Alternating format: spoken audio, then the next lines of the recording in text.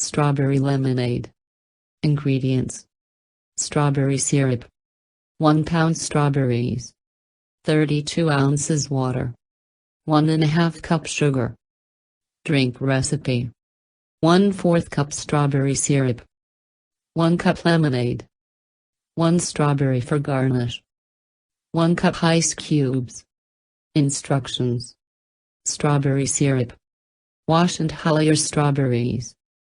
Cut strawberries into quarters. Place strawberries into a pot and add 32 ounces of water.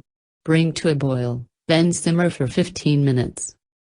Strain liquid, discard the strawberries. Add sugar, and cook for 5 additional minutes. Skim off any impurities on the top of the syrup. Pour into a container, and allow to cool.